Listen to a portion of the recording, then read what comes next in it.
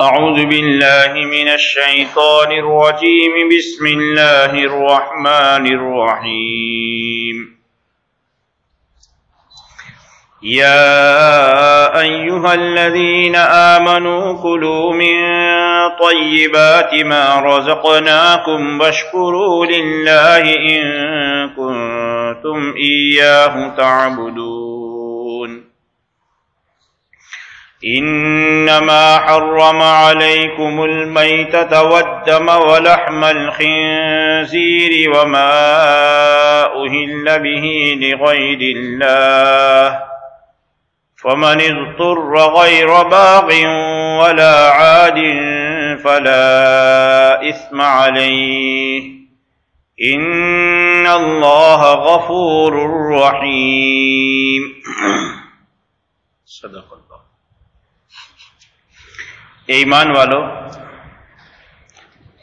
جو ہم نے تم کو روزی دے رکھی ہے ان میں سے پاکیزہ چیزیں تم کھاؤ اور تم اللہ تبارک و تعالیٰ کا شکر بجا لاؤ اگر تم خاص اسی اللہ کی عبادت کرتے ہو.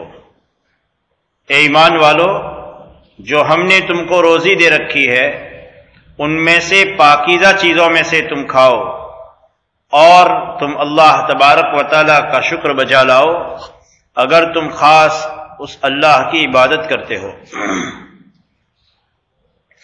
یقیناً اللہ تبارک و تعالیٰ نے تم پر مردار کو اور خون کو، سور کے گوشت کو حرام کیا ہے اور اس جانور کو جس کو اللہ کے علاوہ کسی اور کے نام پر کیا گیا ہو، نامزد کیا ہو. پھر جو کوئی کہ مجبور ہو جائے اس حال میں کہ وہ حد سے آگے بڑھنے والا نہ ہو اور زیادتی کرنے والا نہ ہو تو اس پر کوئی گناہ نہیں ہے. یقیناً اللہ تبارک و تعالیٰ بڑے معاف کرنے والے، رحم کرنے والے ہیں. یقیناً اللہ تبارک و تعالیٰ نے تم پر حرام کیا ہے مردار کو اور خون کو اور سور کے گوشت کو اور اس جانور کو حرام کیا ہے جس کو اللہ کے علاوہ کسی اور کے نام پر کر دیا گیا ہو. پھر جو کوئی کہ مجبور ہو جائے اس حال میں کہ وہ حد سے آگے بڑھنے والا نہ ہو اور زیادتی کرنے والا نہ ہو تو اس پر کوئی گناہ نہیں ہے. یقیناً اللہ تبارک و تعالیٰ بڑے معاف کرنے والے، رحم کرنے والے ہیں. ان آیات میں اللہ تبارک و تعالیٰ نے پہلی آیت میں 2 حکم دیے ہیں. پہلا حکم یہ ہے کہ اللہ کی دی ہوئی روزی اور نعمتوں میں سے پاکیزہ چیزیں کھانی چاہیے، اس کا اللہ کا حکم ہے. اور صرف کھانے کے طور پر نہیں، کھانے میں، پہننے میں، پینے میں، برتنے میں، ہر جگہ پر جہاں جہاں کہیں بھی استعمال کی ضرورت پیش آتی ہے وہاں صرف اور صرف پاکیزہ چیزوں کی فکر کرنی چاہیے.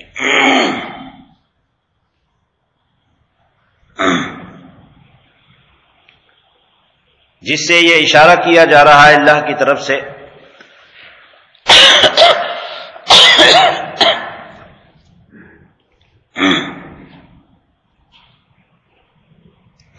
راہ اللہ تبارک و تعالیٰ نے ہر بندے کے لیے دونوں کھول رکھی ہے. چاہے تو وہ حلال چیز کو کمائے، چاہے حرام چیز کو کمائے، راہیں دونوں کھلی ہیں. وَهَدَيْنَاهُ السَّبِيلَ اِمَّا شَاكِرًا وَإِمَّا كَفُورًا. دونوں راستے ہم نے کھول رکھے ہیں. اگر شکر گزاری کا راستہ اختیار کرنا ہے تو شکر گزاری کے راستے کو اختیار کرو، ناشکری والی راہ پسند کرنی ہے تو اس کو لے لو. اللہ کے یہاں سے فی الحال کسی آدمی کے لیے خاص کسی طریق پر چلنے پر کوئی زبردستی نہیں ہے. کمانے میں بھی اللہ نے چھوٹ دے رکھی ہے کہ آدمی جب کمائے گا، پاکیزہ کمائے گا تو پاکیزہ کھائے گا. حلال روزی کمائے گا تو حلال روزی استعمال کرے گا، اور جب کمانے میں حلال حرام دیکھے بغیر جو آ رہا ہے بس اس کو لے ہی رہا ہے۔ اگر اس طور پر اپنے لیے پابندی نہیں رکھتا ہے تو پھر غذا میں، کھانے پینے میں، اوڑھنے بچھانے میں، ان میں بھی پھر لحاظ نہیں رہے گا۔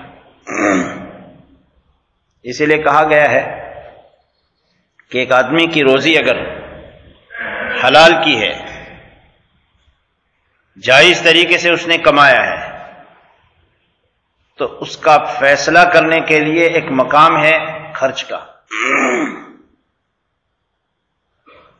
صحیح طریقے سے کمایا ہے، ہر صاحب حق کے حق کو دھیان میں رکھتے ہوئے کمایا ہے، تو پھر اس آدمی کو خرچ کرنے کی توفیق بھی صحیح ملے گی۔ اور اگر کمائی کی لائن صحیح نہیں ہے تو پھر خرچ کرنے میں بھی بربادی کے راستے اختیار کرے گا وہ۔ غیر اختیاری طور پر، غیر شعوری طور پر پھر وہ ان راستوں پر مجبور ہو جائے گا۔ چنانچہ امام مالک علیہ الرحمہ کے پاس ایک صاحب آئے اور حضرت سے فرمایا کہ آپ لوگ جو یہ فرماتے ہیں کہ روزی صحیح ہے یا نہیں ہے وہ خرچ کرنے سے پتہ چل جاتا ہے، مجھے یہ سمجھ میں نہیں آتا،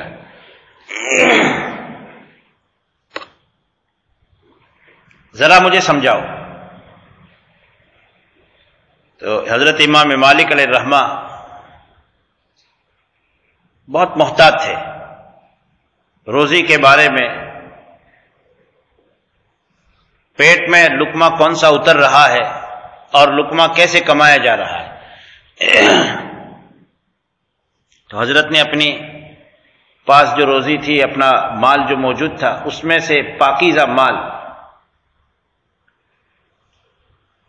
اس آدمی کو دیا اور کہا دیکھ مدینہ میں چکر لگا،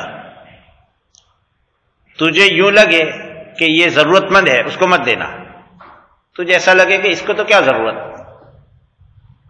اس کو یہ مال دے دینا، اور اس کو مال دینے کے بعد ذرا پتہ نہ چلے، اس کی ٹوہ میں رہنا کہ یہ آدمی اس مال کا کرتا کیا ہے۔ بالکل الٹی بات فرما رہے حضرت۔ ایک تو کوئی آدمی یوں کہے کہ یہ مال تم کو میں دیتا ہوں، اور کوئی آدمی ایسا کہ بالکل اپاہج، معذور، مجبور اور کھانے پینے کے لیے بہت مجبور ہو، ایسے شخص کو دینا نہیں، الٹا کہہ رہے ہیں کہ ایسے شخص کو دینا کہ جس کے متعلق تجھے یوں ہو کہ اس کو دینے کی کوئی ضرورت نہیں ہے، ہٹا کٹا، توانا، طاقتور، مضبوط، پھر ذرا اس پر نگرانی رکھ۔ تو دیا، یہ چند درہم تھے، یہ لے کر کے نکلے مدینہ کے اس محلے میں، اس محلے میں، بہت سے محلوں میں الگ الگ لوگ ان کو نظر آئے۔ ایک شخص اس کے ہاتھ میں ایک تھیلی تھی، بہت توانا اور طاقتور تھا، اور ایسا محسوس ہو رہا تھا کہ تھیلی میں کچھ سامان ہے، اس کو دیا، اور دینے کے بعد پھر اس کی پیچھے ٹوہ میں لہے کہ کیا ہوتا ہے۔ تو چپکے سے جب دیکھ رہے تھے تو دیکھا کہ یہ ہاتھ میں تھیلی تھی، ایک کوڑا کرکٹ کی جگہ پر گئے، تھیلی میں جو کچھ تھا وہ وہاں الٹا پھینک دیا، اور پھر چپکے سے کوئی نظر نہ آئے اس طور پر یہ بازار میں گئے، اور بازار میں ایسی چیز جس کے متعلق کسی قسم کا شبہ نہیں ہو سکتا تھا، ایسا سامان خریدا اور گھر گئے۔ اور مدینہ کے دور کسی محلے میں ایک چھوٹا سا جھونپڑا ہے، اس جھونپڑے کی جانب بھی آگے بڑھ رہے ہیں، اور یہ دور سے دیکھ رہے ہیں۔ دروازہ کھلوایا اور اندر گئے. یہ آدمی جلدی جلدی وہاں پہنچ گیا اور دستک دی، باہر بلایا. کہا آپ کو میں نے فلاں جگہ پر ہاتھ میں تھیلی تھی، اور اس طرح پورا واقعہ پوری بات کہی. وہ کیا بات تھی کہ آپ کی تھیلی میں کچھ تھا، آپ نے کوڑا کرکٹ پر پھینک دیا. تو اس کو حیرانی ہوئی کہ یہ آدمی دیکھ کر کے سب چیک کر رہا تھا.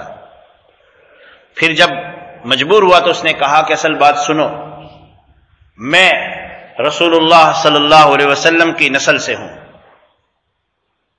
بہت دن گزر گئے، فاقے پر فاقے گزر رہے تھے، جان کے خطرے اب پڑ چکے تھے، کوئی صحیح طور پر حلال روزی کا انتظام نہیں ہو رہا تھا. تو ہم نے ایک جگہ پر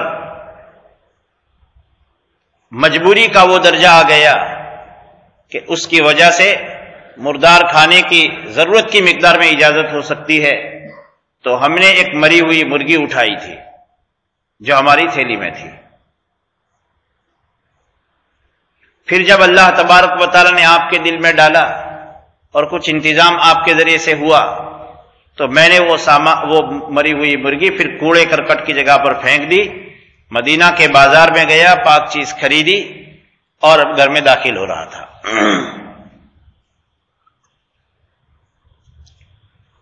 اس کے دل میں ہو گیا کہ امام کی آدھی بات تو ثابت ہو گئی. دیکھنے میں تو ایسا دکھتا نہیں تھا، لیکن امام کا پاک مال نبی کریم علیہ الصلوۃ والسلام کے خاندان کے ایک فرد پر جو جھانکنے کی حالت میں پہنچ چکا تھا اور بھوک سے اب بےتابی تھی اور موت کے قریب تھا، اس کی خدمت میں لگ گیا. پھر اس نے حضرت امام مالک علیہ الرحمہ نے ان سے کہا کہ دیکھو، کہیں سے کوئی ناجائز اور حرام مال اٹھاؤ کسی کے پاس ہو تو، اور تمہیں مدینہ میں کسی شخص کے متعلق یوں محسوس ہو کہ بہت مجبور آدمی ہے، اس کی مدد کرنی چاہیے، ایسے آدمی کی مدد کرو اور پھر اس کی بھی ٹوہ میں لگو.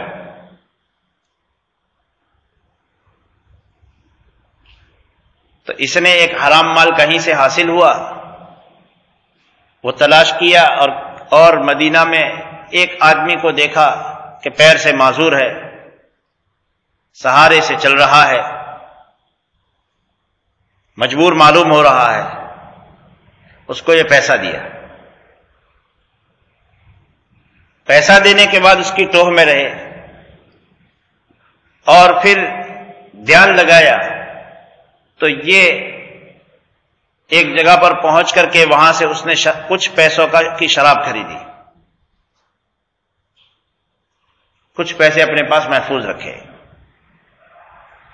شراب خرید کر شراب پی. فی العیاذ باللہ ایسے محلے میں گیا کہ جہاں کوئی فاحشہ قسم کی عورت رہتی تھی، اور اس گھر میں گیا. جب یہ باہر نکلا تو اس سے پوچھا، تو اس نے اپنی حقیقت ظاہر کی کہ وہ پہلی جگہ جہاں ہم نے خریدا وہ شراب تھی، اور یہاں جہاں میں گیا یہ فاحشہ عورت تھی. بہت دل چاہ رہا تھا شراب پینے کا، کافی وقت سے پیسہ نہیں مل رہا تھا، تم نے دے دیا، ہم نے اس سے پی لی. یہ امام مالک علیہ الرحمہ کی خدمت میں حاضر ہوا اور اس نے کہا کہ حضرت آپ نے صحیح فرمایا، اور امام کے سامنے یہ دونوں واقعات بیان کیے. اس لیے آدمی کی آمدنی صحیح ہوتی ہے تو اس کے خرچ کرنے کی توفیق بھی اچھی ہی ملتی ہے. اور اگر آوک کا راستہ غلط ہوتا ہے تو پھر آٹومیٹکلی اس کی جاوک کا راستہ بھی برا ہی اللہ تبارک و تعالی لگا دیتے ہیں. تو یہ کہا جا رہا ہے پاکیزہ کھاؤ، اس کا مطلب یہ ہے کہ کماؤ صحیح طور پر. جب آدمی صحیح طور پر کمائے گا، اپنی آمدنی کی ساری لائن کے متعلق بہت چوکن نہ رہے، اپنی آمدنی کے متعلق اتنا چوکنا رہنے کی ضرورت ہوتی ہے کہ جتنا آدمی اپنے پارٹنر کے متعلق چوکنا ہوتا ہے. اپنے کاروبار میں کوئی پارٹنر ہو تو اس کے متعلق آدمی بہت چوکنا ہوتا ہے کہ ہماری فل پارٹنرشپ ہے. تو اس آدمی نے پھر یہ گاڑی خریدی تو کہیں ہمارے دھندے میں گپلا تو نہیں ہو گیا. چوکنا رہتا ہے کہ کہیں ایسا نہ ہو کہ ہماری کاروبار میں سے صرف اسی کا گھر چلتا ہو. فکر میں رہتا ہے. اپنے آپ کے ایک ایک روپیہ کے متعلق اتنا ہی آدمی چوکنا رہے کہ کہیں کسی طرح گویا کہ ہم دوسرے کی پکڑ کرنے والے ہوں، اتنی اپنے آپ کی آدمی پکڑ کرے. تب اطمینان ہوتا ہے کہ حرام کی روزی شاید گھر میں نہیں آئے گی. اور اللہ کے رسول صلی اللہ علیہ وسلم کے نواسے نے نبی کریم علیہ الصلوۃ والسلام سے اس حدیث شریف کو سنا ہے، دع ما یریبک الی ما لا یریبک. جو چیز شک پیدا کرتی ہو کہ حلال ہوگی کہ نہیں ہوگی، حرام نہیں، جو حرام ہے اس سے تو بچنا ہی بچنا ہے. لیکن جہاں کہیں بھی کسی ایک پیسہ کے متعلق، ایک چیز کے متعلق حلال اور حرام ہونے کا ابھی شک ہو رہا ہے تو آخرت کی پکڑ سے بچنے کا راستہ آسان یہ ہے کہ اس کو چھوڑ ہی دیا، بس اس میں نہیں پڑنا ہے. اور یہ اسی وقت ہو سکتا ہے کہ جبکہ اللہ تبارک و تعالیٰ کی ربوبیت کا پکا یقین ہو.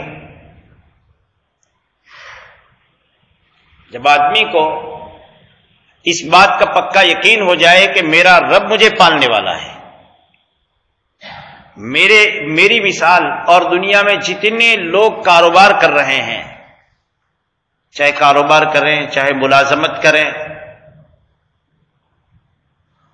روزی کمانے کے جتنے جائز طریقے ہو سکتے ہوں، ان سارے طریقوں کی حیثیت اللہ تبارک و تعالیٰ کے یہاں ایسی ہے جیسے کہ ایک فقیر کا پیالہ.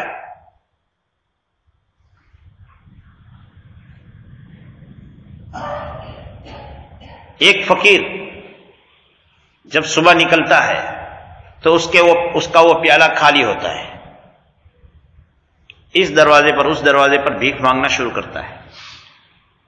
اللہ نے اس کی قسمت میں جہاں رکھا ہوتا ہے وہاں سے کچھ نہ کچھ دال روٹی روپیہ پیسہ اس پیالے میں گرتا ہے. ہمارے سارے اپنے کاروبار، اپنی ملازمتیں، اپنی کھیتی باڑی، یہ سب کے سب فقیر کے کاسے گدائی ہیں، فقیر کا پیالہ ہیں. دینے والا ایک اللہ تبارک و تعالی ہے. تقدیر میں جتنا طے ہو چکا ہے، ہمارے اپنے ہاتھ پیر کے ہلانے پر وہ مل کر رہے گا، چاہے حلال کا لو چاہے حرام کا لو.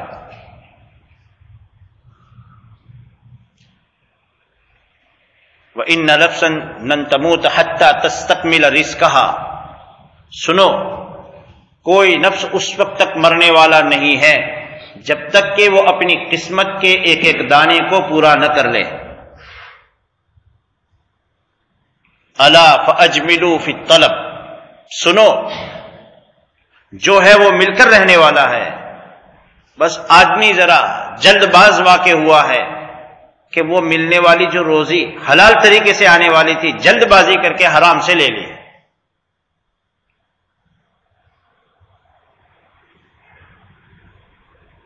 تھوڑا آدمی صبر کرے تو جہاں سے پہنچنا ہے ہم اپنے ہاتھ پیر کے ہلانے کے جائز طریقے کے ذمہ دار ہیں. اس کے بعد فقیر کا پیالہ ہے، اللہ تبارک و تعالیٰ اس میں ڈالیں گے.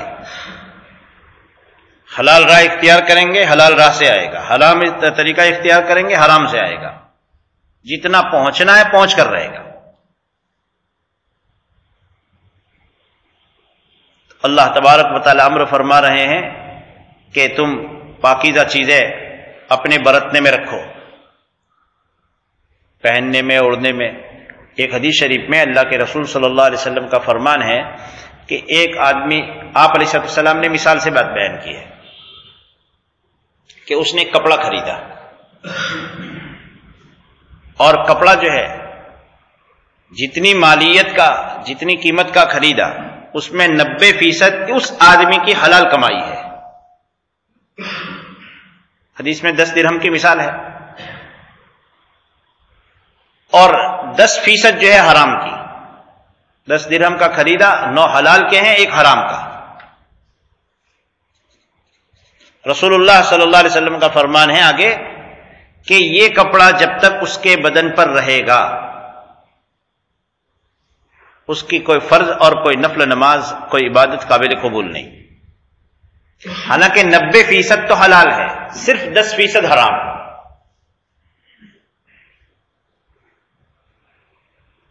لیکن نہیں، حرام کا بھی ساتھ میں لقمہ شامل ہے۔ فالنار اولا بہ، آپ علیہ الصلوۃ والسلام کا فرمان ہے کہ حرام کا ایک لقمہ جس سے بدن کے کسی جزو کی نشوونما ہو، بڑھوتری ہو، انرجی پہنچے، طاقت پہنچے، وٹامن پہنچے، جہنم کی آگ اس کی زیادہ حقدار ہے۔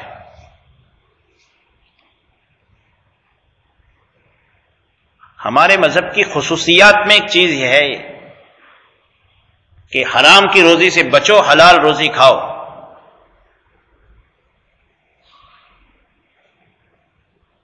دوسرا حکم اللہ تبارک و تعالیٰ نے یہ دیا، واشکروا للہ، اللہ کا شکر بجا لاؤ۔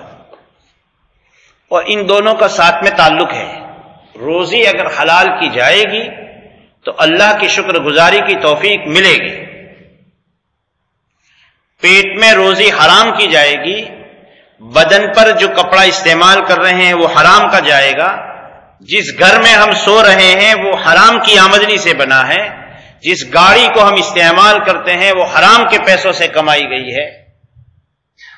یہ بات طے ہے کہ اس کے استعمال کرنے کے بعد سرکشی آئے گی، اخلاق بگڑیں گے، اخلاق رذیلہ کی توفیق ملے گی۔ پھر دارالعلوم دیوبند میں جو علماء تھے قدیم زمانے میں، تو دیوبند میں ایک صاحب تھے جن کا کام ہی تھا گھاس پھوس کاٹ کر کے، جنگل سے گھاس کاٹ کر کے بیچ کر کے اپنا گزران چلاتے تھے۔ اب آپ سمجھیے کہ اس زمانے میں تو پیسے بھی لوگ مزدوری بہت کرتے تھے۔ اب اس آدمی کا جس کا گزران ہی گھاس کاٹ کر کے ہوتا ہوگا، اس کی کتنی آمدنی ہوتی ہوگی؟ بہت کم تھی اس زمانے میں۔ لیکن یہ شخص متقی پرہیزگار تھا، یہ پورے سال بھر میں تھوڑا تھوڑا پیسہ کر کے بچاتا تھا، اور ایک دن علماء دیوبند کی دعوت کرتا تھا۔ انہی بچائے ہوئے پیسے سے جو گٹھر گھاس کا کاٹ کر کے بیچتا تھا، اسی میں سے جو پیسہ بچتا تھا اس میں سال میں 1 مرتبہ دعوت کر پاتا تھا۔ دارالعلوم دیوبند کے اساتذہ یوں کہتے تھے کہ اس کی دعوت کا ہمیں مہینوں سے انتظار رہتا تھا، اور جب اس کی دعوت کھاتے تھے ہم، تو اس کے کھانے کے بعد وہ محنت، پسینے کی گاڑی کمائی، کہیں چوری کا کوئی حق پیسہ نہیں، کسی کا کوئی لوٹ نہیں لیا، کچھ بھی نہیں کیا، اور محنت کر کے، دھوپ میں آدمی محنت کرتے، دھوپ میں جا کر کے بیچ کر کے پیسہ بچاتا تھا، کہ اس کی وجہ سے ہمیں اپنی روحانیت میں بہت دنوں تک قوت اور طاقت محسوس ہوتی تھی، نیکیوں کی رغبت بڑھ جاتی تھی، کتاب دیکھنے میں ایک اور لطف محسوس ہوتا تھا، کئی مسائل جو کسی وقت میں حل نہیں ہوتے تھے، اس روزی کے پیٹ میں پہنچنے کے بعد ان مسائل کا حل کرنا آسان ہو جاتا تھا۔ ہے ایک گھاس کاٹ کر بیچنے والا آدمی، اور اس کی دعوت میں بیچارے کی جو حلال کمائی سے جو وہ چاہے 2 لقمے کھلاتا ہوگا ان بزرگوں کو، لیکن کتنا پاور رہتا ہوگا۔ اس لیے اللہ نے اپنے رسولوں کو حکم دیا، یا ایھا الرسل کلوا من الطیبات واعملوا صالحا انی بما تعملون علیم۔ اے رسولو، پاکیزہ روزی کھاؤ، وَعْمَلُوا صَالِحًا، اور نیک کام کرو۔ ان دونوں کا تعلق ساتھ میں ہے، اور گھر کے ایک ذمہ دار کو بحیثیت ذمہ دار کے اس کی ذمہ داری یہ دوہری ہو جاتی ہے۔ گھر کا باپ ہے تو شریعت مطہرہ کا حکم ہے کہ اپنی وہ اولاد جن کا کوئی آسرا اور سہارا نہیں ہے، اور عموماً یہی ہوتا ہے کہ باپ ہوتا ہے، باپ ہی کے ذریعے سے بچے پلتے ہیں، اپنی اولاد کی فکر کرو۔ وہ باپ اگر شرعی ذمہ داری بھی ہے اپنی اولاد کی، اپنے بیوی بچوں کی، جائز طور پر کما کر کے، چاہے دھوپ میں کھڑا کیوں نہ رہا، یا آفس میں بیٹھ کر کے کیوں نہ کمایا، طریقے الگ الگ ہیں، خاص کوئی طریقہ ضروری نہیں، لیکن جس راستے سے روزی اپنے گھر میں داخل ہو اس کے متعلق ایسا ہی چوکنا رہنا چاہیے جیسے اپنے پارٹنر پر نظر ہوتی ہے، پھر اس کی برکات ہوتی ہے۔ پھر اولاد، پھر اس روزی کو جس کو حلال طریقے سے باپ نے محنت کر کے کما کر کے گھر میں لائے ہیں، جس میں کسی کا کوئی حق نہیں وابستہ، پھر وہ اولاد اس روزی کو کھائے گی تو اس میں طغیانی اور سرکشی نہیں آئے گی، پھر وہ فرما بردار رہے گی۔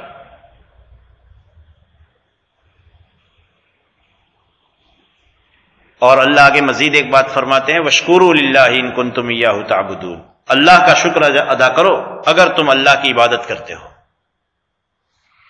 اللہ تبارک و تعالیٰ کی عبادت کرنے کا ہر مومن کا دعویٰ ہوتا ہے۔ دعویٰ تو بہت آسان ہے۔ عبادت کو ہم نے سمجھ لیا ہے 5 نمازوں میں، رمضان کے روزوں میں،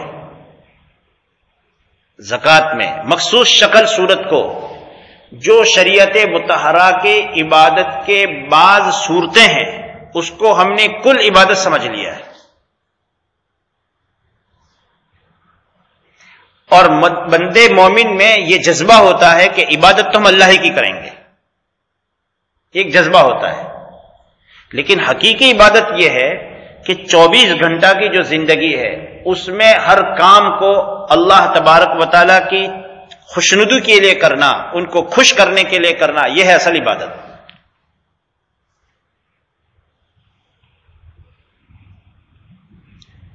حضرت موسیٰ علیہ السلام مظلوم کی مدد کے لیے کھڑے ہوئے۔ بازار میں آپ گئے ہیں، لوگ غفلت میں ہیں، لوگ اپنے اپنے کام میں پڑے ہوئے ہیں، دیکھا 2 آدمی لڑ رہے ہیں، ایک بنی اسرائیل کے خاندان سے ہیں اور ایک فرعون کے خاندان سے ہے۔ آپ نے بات سنی، بات سن کر کے پتہ چلا کہ یہ بنی اسرائیل پر یہ آدمی زیادتی کرتا ہے، آپ نے ایک گھونسا مار دیا، ایک پھیٹ لگا دیا، وہی مر گئے۔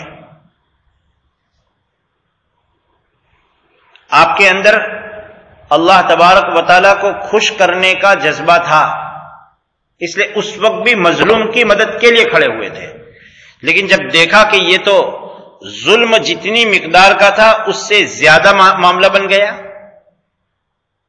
تو 24 گھنٹہ میں جب فکر ہوتا ہے اللہ کی عبادت کا تو فوراً موسیٰ علیہ السلام کو تنبہ ہوتا ہے کہ یہ تو معاملہ ہی آگے بڑھ گیا۔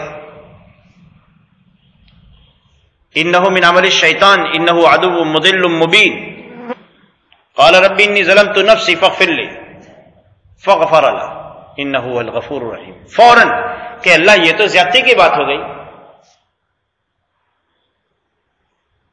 میں آپ کے دربار میں اس سے معافی مانگتا ہوں اور آئندہ کسی مجرم اور سرکش کا مددگار میں نہیں بنوں گا، آپ مجھے معاف فرما دیجئے۔ جس حقیقت میں 24 گھنٹہ میں اللہ تبارک و تعالیٰ کی خوشنودی کے لیے کام کرنے کا جب جذبہ ہوتا ہے تو آدمی کو اپنی بھول پر بھی تنبہ ہو جاتی ہے کہ مجھ سے غلط ہو رہا ہے،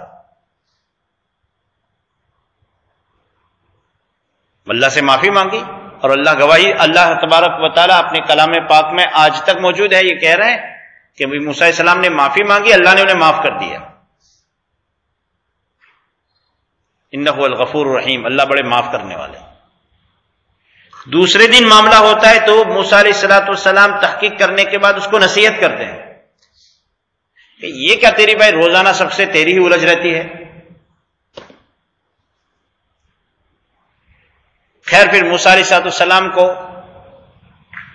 دیش بدر ہونا پڑتا ہے، ملک سے باہر بھاگنا پڑتا ہے،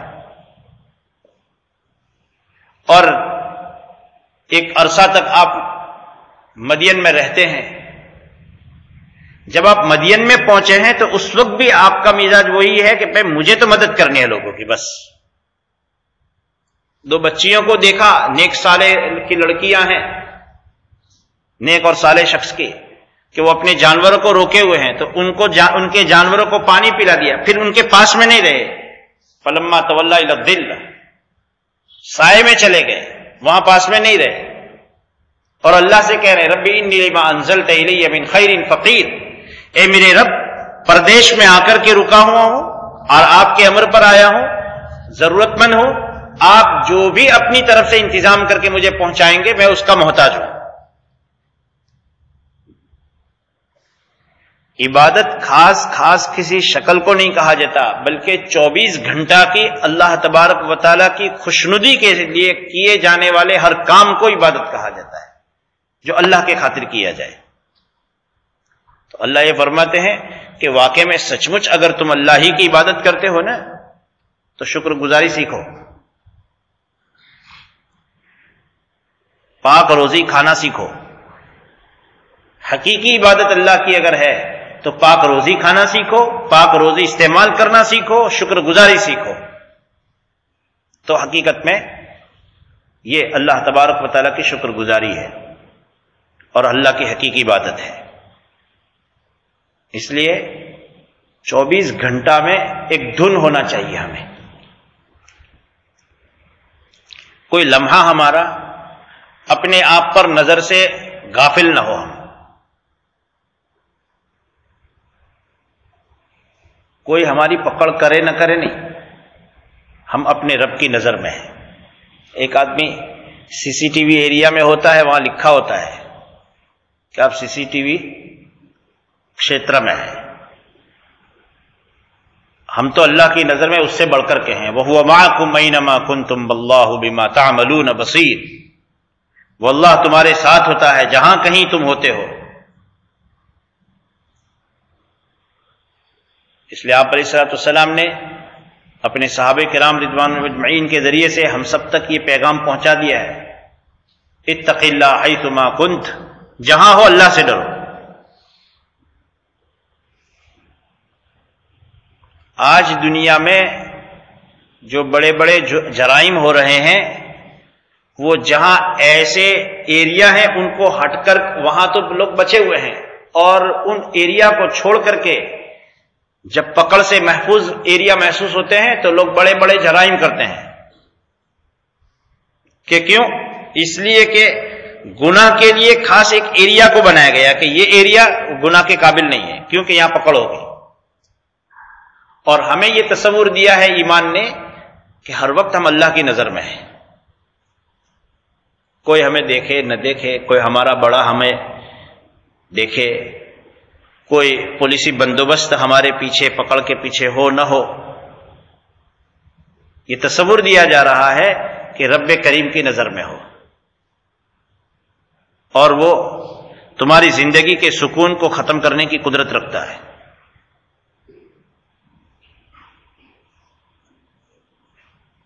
اسی لیے اللہ کے رسول صلی اللہ علیہ وسلم کی خدمت میں بات پیش کی گئی کہ بھئی دو لوگوں کی حالت روزے کی حالت میں جان جائے ایسی ہو گئی ہے۔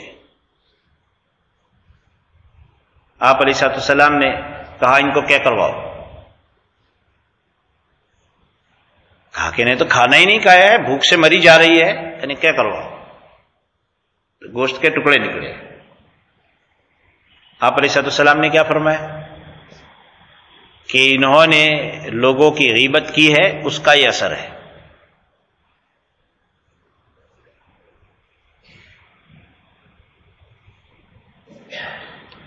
یہ تصورات دیے جا رہے ہیں کہ کون سا گناہ کا کام ایسا کریں کہ جس کی وجہ سے انسان کی زندگی کا سکون ختم ہو جاتا ہے. ہمیں یہ تصور دیا جا رہا ہے. پاکیزہ زندگی اختیار کرنے کا حکم دیا جا رہا ہے. عبادت والی زندگی اور شکر گزاری والی زندگی، ان ساری چیزوں کا مدار اس پر ہے کہ ایک اللہ سبحانہ و تعالی کی ذات کا یقین ہمارے دلوں میں مضبوط ہو. ہر کام کے کرنے کے وقت میں کسی کی مدد ہو کہ کسی کے ساتھ جھگڑا ہو، کہیں کھانے پینے کی بات ہو کہ کہیں کمانے کی لائن ہو. جب یہ تصور مضبوط ہو جائے کہ نہیں میرا رب مجھے دیکھ رہا ہے، تو پھر فکر پیدا ہوتا ہے، اور اس فکر میں جب آدمی کام کرتا ہے تو اپنے ہر قدم کے متعلق بہت چوکنا رہتا ہے، اتنا ہی جتنا اپنے پارٹنر کے متعلق چوکنا رہتا ہے. اور پھر اللہ تبارک و تعالیٰ اس کی بدولت حلال طیب روزی عطا فرماتے ہیں اور دلوں میں سکون عطا فرماتے ہیں، راحت عطا فرماتے ہیں، عزت عطا فرماتے ہیں، چاہے دنیاوی اعتبار سے جو بھی حیثیت ہو. اللہ تبارک تعالیٰ ہمارے حق میں آسان فرمائے.